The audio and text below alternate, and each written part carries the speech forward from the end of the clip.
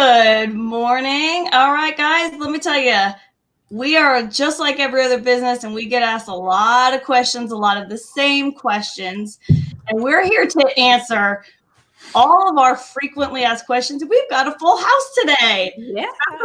So let's get started.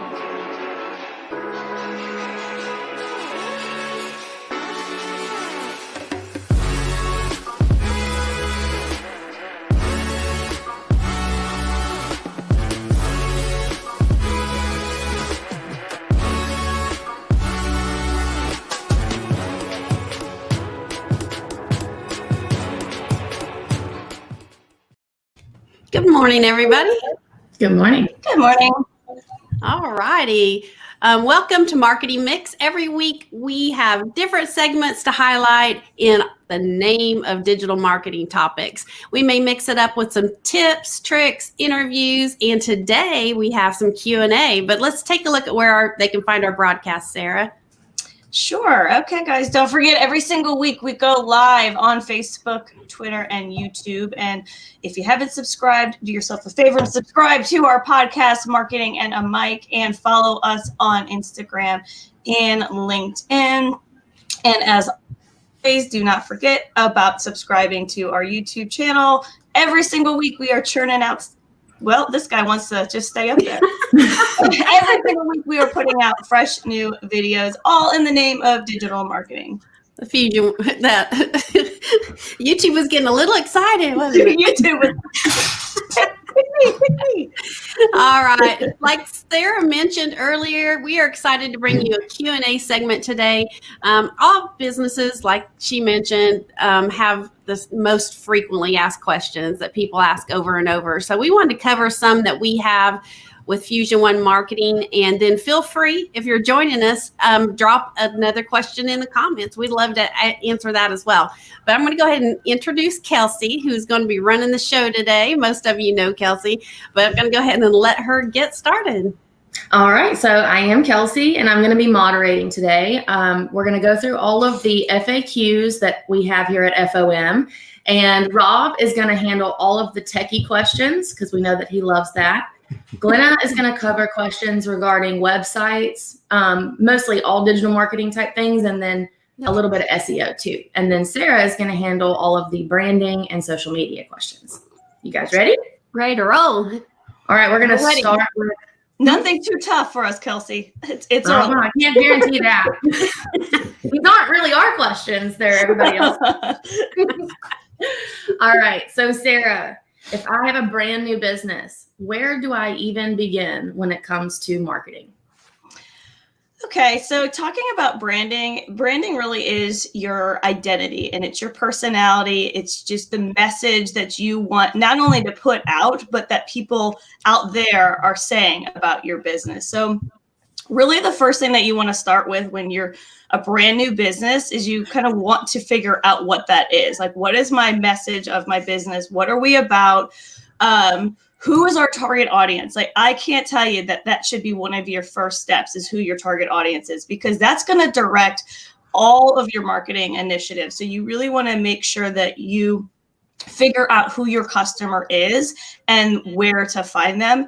But along with that too, with branding, you want to get your name, of course. You want to make sure that that name's not taken. So don't go out there and start getting all your t-shirts and then find out that you can't even, name is taken, and make sure that the website that you want is already. So don't, it's kind of one of those things, don't put the carriage before the horse.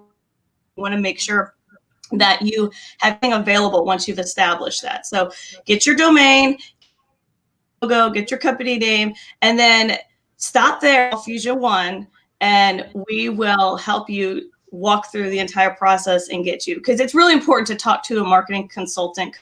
So the best route to take. Absolutely. Yeah, exactly. And logo too. Don't want to make sure that you, with that brand, you want to make sure that you have a beautiful logo. Rob always says, when you're thinking about your logo, think about how it will look everywhere. Mm-hmm. So I think that's a really important thing on your branding. Don't make it so small that when you put it on your shirt, Rob, set up so we can see your logo. It's like, what are you making me do? I'm already here. Give me a break. So So anyway, make sure your logo, you want to think of those things too. Like that. Absolutely. One of the things that I will bring up too is when you do decide on your name, and if you are going to do local SEO or SEO, your name of your company will make a difference in where you rank. Oh, That's important. Yes. All right. So Rob, the next one's for you. I hear you guys talk about Google algorithms all the time. Can you explain what that is in layman's terms? that should be easy. So with Google, and I'm using the search engine as a general term here, Google wants to provide their users the best results possible when you do a keyword search or a search on anything. So what they've done is they've come up with hundreds of ranking factors that says this will give the end user the best results for what they're looking for. Okay, those ranking factors, there's hundreds of them. They're not public to the public. People that say they have it, they've just guessed or they've either done some testing. But the hard part, and why it's important to have somebody professionally help you with this, is that algorithm changes between 500 and 600 times a year. Yep. Okay. So most of the time it's small little changes, but ranking factors could be anything that's on your website. That it could be, is it mobile friendly? That's a big one right now. Okay. Number two is that my website doesn't have duplicate content. So each one of those factors are actually rated, and then based on your website is actually shown up in the organic search. All right. The one thing that I did want to go on about that, though, is you mentioned Google algorithm. Mm-hmm. Be aware that every platform has their own algorithm. Okay. So the Google algorithm does not apply to YouTube, which is a Google property. It doesn't apply to Google My Business. Each one of those have their own algorithm. Same thing with social media. Okay, good to know. Glenna, this one's for you. Oh, yay. So a lot of businesses are on social media these days, and you can find a lot of information about those businesses on those profiles. So is it still important to have a website? Yes, I do get asked this a lot. People think, well, that's where everybody's at, but everybody is still using their mobile phones, still using their cell phones to look up the businesses. And they may make a trip to your social media, but they are always still going to go to your website to see if you're legitimate or not. There's a lot of reasons to have a website, but one of the biggest ones is to make sure that you're a legitimate business and that you still make that good first impression. So you do want a website and social media, obviously, but again, make that first impression on your website. Make sure it is user-friendly. Make sure that it's easy to navigate. And again, it is your first impression. So let's make a good one. Mm-hmm. We're going to go back to you, Rob. Uh-oh. Already. So a lot of people know that Fusion One Marketing can do a lot for businesses, but how do they know that they're actually getting their money's worth? So one of the things that we come up and we tell people all the time, we want to show that we've got you calls, which actually translates to more business. So we came up with a custom dashboard that we created. We call it Dash. The good thing about it is it'll track all your phone calls. It will track your website stats. We can actually even track if you have phone numbers on a billboard, if you have phone numbers on a radio station. We actually even have people that have put tracking numbers on people's salesmen's business cards to track how many phone calls they're getting in when they pass out the business cards. Oh, wow. So the way that I tell people, it's a great way to actually get 30 days of data in 30 seconds. Yeah, absolutely. And here's just a real quick look at our Dash that we're very, very proud of. Actually, Rob's team worked very tirelessly to get this put together, and it's customized, like he said, for each customer. It shows all of the calls that we have coming in, total calls and unique calls. And then like this, if you have different locations, it can show the different locations. It also shows website stats. So we have that. So anyway, it's just a great tool. Like he said, you can take a look at that. I think it took us less than 30 seconds to see what's going on there. And I would add too, if you're working with any kind of marketing agency, especially digital marketing, obviously, and they can't track results, that's a red flag. And I'll just leave it at that. Back to you, Sarah. As a business, what social media platforms should I look to use? Yes, I see where you were going with that. Thank you. This is definitely a common question. And there is also a misconception to this. Once you're on social media, a lot of businesses think I just got to saturate it and I got to be everywhere. And that's really not the case. You really only want to use the social media platforms where your customers are, because let's face it, social media, it is work. You need to be consistent with it. You need to put relevant content out there.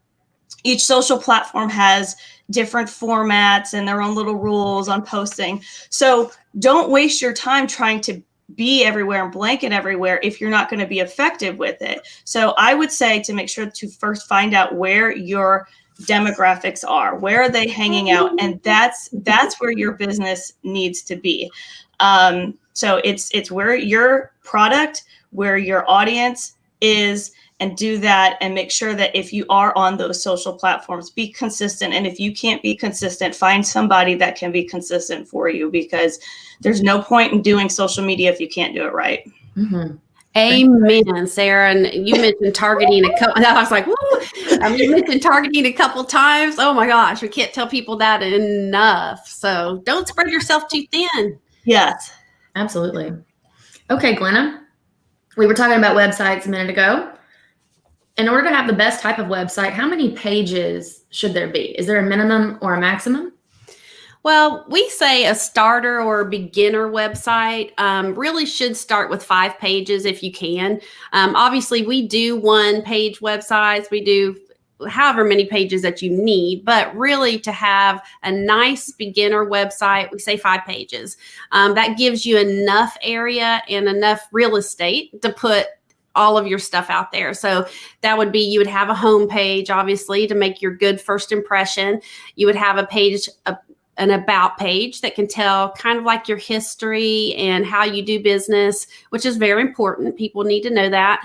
You need to have your services/products page. And actually you need a page for each service or product that you have. But if you have just a minimal amount of pages that you can afford, we could do 1 with all your services and products. A testimonials page is huge. Again, we've all talked about, we really don't buy anything without reading reviews or testimonials. So you want to put those front and center, and then a contact page. I know that sounds obvious, but you need to have all of your information, a map where you're located if possible, and every single piece of, or every way that people can get a hold of you.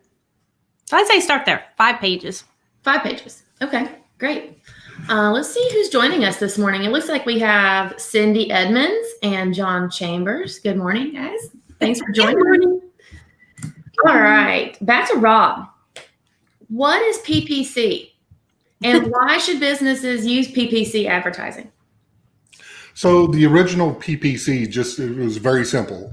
It would be that I'm going to have an ad, and it started on Google. And if I clicked on that ad, I would pay per click. Very easy, very simple. It's evolved. Now social media is involved, which of course you're not typing in keywords and things like that.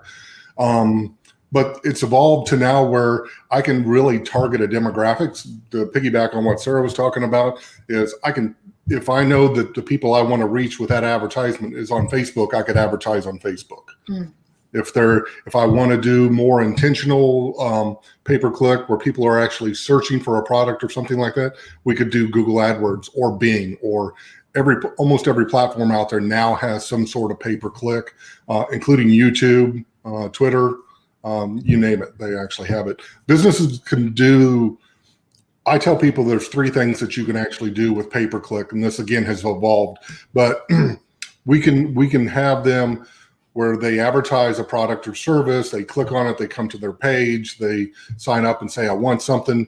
Number 2, companies now can use this as a great branding tool. And what I mean by that is I can put an advertisement out there introducing a brand new company advertise this over 2 or 3 counties and get 30 to 40,000 people to actually see who this company is, and they're new to the area. They don't even have to click on anything. That's all free advertisement if they don't click on it. So the other one is they can actually have a lead gen where they says, hey, sign up. What time do you want me to be there? And they actually fill out a form that they actually get for a lead. Cool. That's cool. And I know with pay-per-click, Rob, you always say that's the place. I mean, people are out there looking to buy. So if you can do your pay-per-click advertising correctly, which there's a lot that goes into that, that's another show, you have a good chance of getting a lot of business off of that, because people are coming to, if they're on Google, they're looking to buy, most likely. Yep. Makes sense. All right, Sarah, talk to me about hashtags. Is there a proper etiquette in using hashtags across different platforms? Short answer is yes.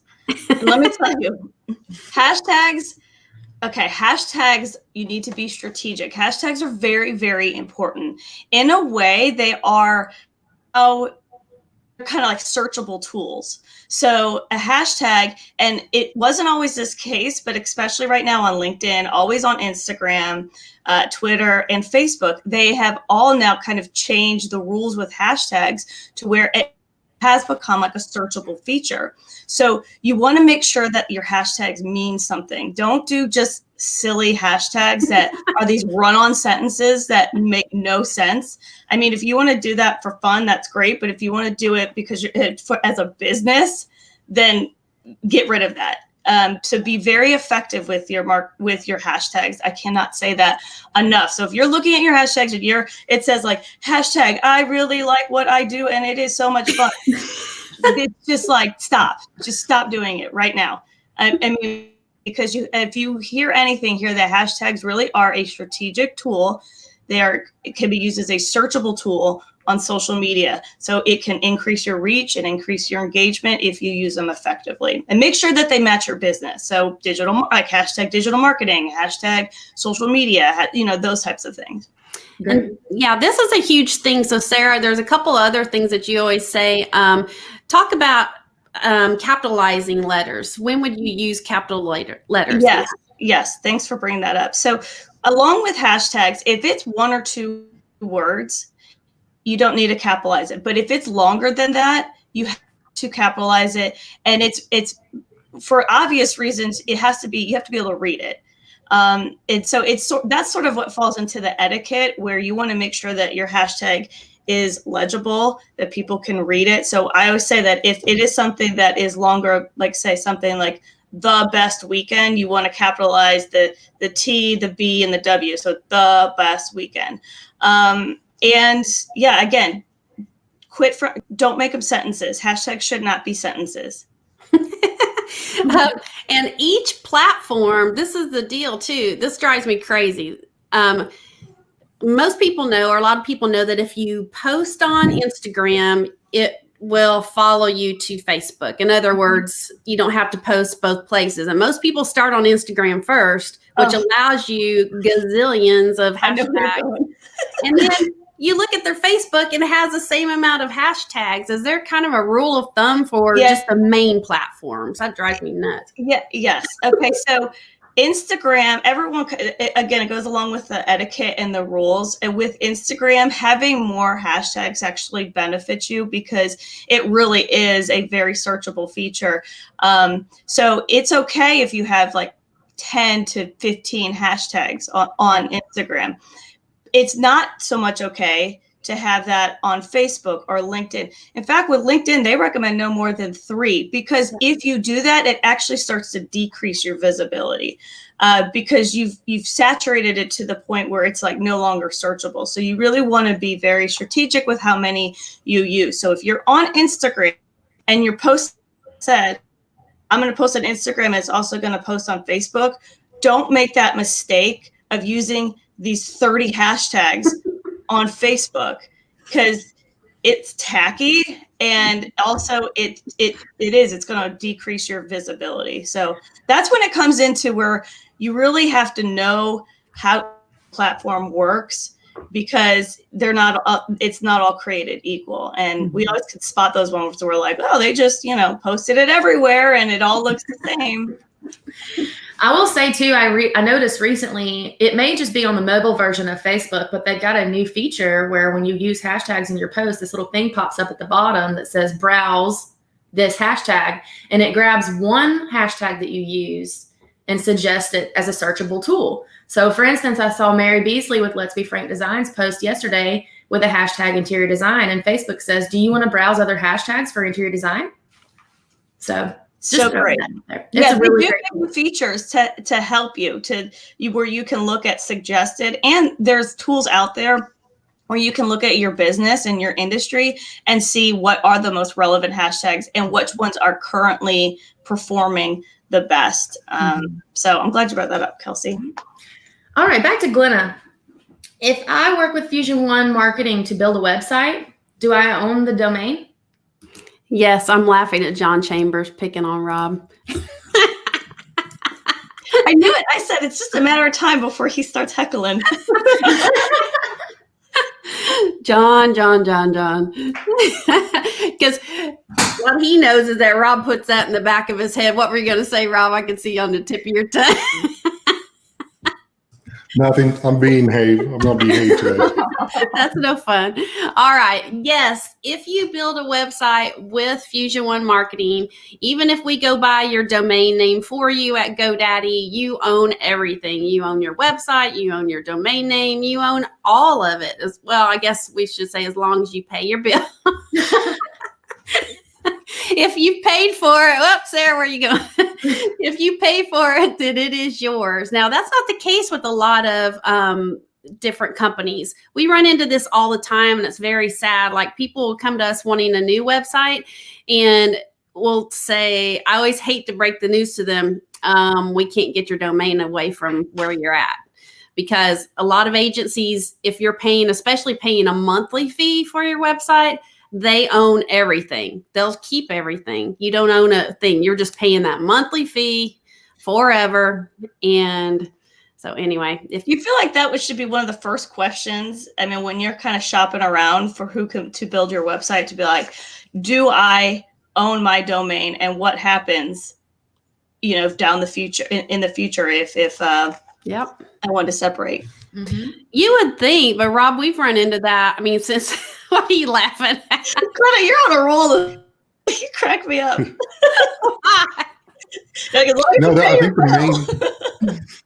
I think the right question to ask would be, is because some people will ask, do I own my domain? Do I own my website? And these companies will still say yes. Mm-hmm. Okay. Yeah. And that is yes, as long as you stay with the service provided by them and you pay your bill with them. What you should say is, after my contract's over, because they will always have contracts. Yeah, always. When my contract ends, can I take my website and my domain with me? That's the question you need to ask. Good to know. That is perfect. Yes. Okay. I know that in the background too, but I want to Rob, can you tell us what is the biggest misconception about which keywords we need to use for business? Okay. Biggest misconception about keywords is most people don't understand keywords. we can start and end there. Yeah. So a lot of people don't understand. First of all, there's 2 or 3 big misconceptions that people don't understand about keywords, because all the time you'll get people go, hey, I typed this in and I'm not ranking for it. So first of all, one of the biggest misconceptions is to understand I can type a different variation. For instance, I could type in AC space repair, or I could type in AC/C repair. These are 2 different keywords. Okay. AC repair in Chelsea versus AC repair near me are 2 different separate keywords. So that's one of the biggest misconceptions. The other one is to realize that keyword volume and searches in one area will not be the same in another area. So I'll give an example of this. We have an attorney, and they kept on telling us they're an attorney. Well, in his location, they search for lawyers more than they do attorney. So And then you go 2 hours north, and all of a sudden in that city, they search more for attorneys than they do lawyers. And it was a huge difference. I mean, it wasn't just a slight difference. It was a difference between hundreds of searches a month for those keywords. So Wow. you got to be careful, or you have to work with somebody that knows all that stuff. The other misconception, if people start to go out and try to investigate things, beware that most of the tools that are out there are going to report to you nationally what a search is. Okay. Whereas we can go in and we can come down and say, hey, what's the search volume in this city? What's the search volume in this county or state? But you have to have the tools to do that. Yeah. Okay. Cindy's got a good question, and this will go to Sarah. In regards to Instagram and Facebook, when is it best to put something on your story versus actually making it a post? It's a really great question. And that's one thing too with social media is everything's got a shelf life to it. And again, those stories are very quick. I mean, you've got 24 hours and it's gone. And now as those stories increase, you got to just go down the line of all the stories. That being said, they are very much increasing in engagement, I should say engagement of impressions and people seeing them. So when is it best to put something on your story versus actually making a post? I look at it as stories are good for something that's entertaining, that's light. It's a story. So those should be more of your personalization, something that's more informative, educational, those types of things, those go best in a post, but something that is very light and adds a personal touch and very quick. If you can make something super quick and funny, that's when you should do a story. So look at it as the actual aspect of the narrative, a story that's of your business. That's when you should use stories. And when it's something that lends itself to more of educational, informative, or frankly, just won't fit in a story, it needs to go in. Sure. And it's so different. And I know, Sarah, you and I have had this conversation. It's so different between personal pages and business pages. And I think we had talked about playing around with, and I think we have to play around with it more because there's not that much. There aren't those. Yeah, talk this morning. Like Kelsey always says, words are hard. There's not that many statistics out there saying what works the best for businesses. But we were even saying that maybe businesses, it might be a great place to put like specials or like Cindy, in your case, just listed, those kind of things that catch people's attention because the engagement is higher. You want to use that space for things that you want people to see first. Yes. Great. Okay. So for Glenna, you make it no secret that you love, love, love SEO. Yeah. I can't make a heart today. Tell everybody why you love SEO. Well, SEO has always been one of my favorite things from the beginning, and I'll tell you why. If it's done correctly, you can see businesses change going from just starting out to really taking them to the 10th level. And it's so exciting. I think Rob would probably say the same thing. It's so fun. And even you guys get excited when we look and say, we got them this many calls this month. We don't say clicks. We don't say impressions. If we can literally bring them new phone calls to their business every month and then keep increasing that, it is so awesome just to see businesses increase and build and grow. And that's why it's my favorite part, is because we can see what we've done for them. I guess it's just really just fun. Rob, do you have anything to add to that? Well, no, we talk about it all the time. We always love to have a new business on that when you try to call them, they're too busy to talk to you or they don't have time to talk to you, then you know that's a good sign. They're not that they're blowing you off. It's just they're too busy to actually talk to you right now. It's just it's so awesome. And we've seen businesses get larger buildings and get more locations and more employees, and just because of what we've been able to do with SEO, and it's fun. It's just really fun to see them grow like that. It really is. I'm new to it, but I do love the feeling. I understand it. Well, actually, we've hit our mark here. It looks like we're about out of time. So we will be taking these other questions into a part 2 here soon. So Glenna, did you want to wrap it up for us? Sure. As always, if there's anything that we can help you out with as far as digital marketing is concerned, give me a call. We do offer free consultations, and really any of us would love to talk to you and brainstorm about what you have going on with marketing or give you some ideas of things you can do, especially because 2021 is right around the corner. So thanks so much for joining us today, and thanks to Kelsey for being a moderator and our awesome panel. And we will see you next time. Bye.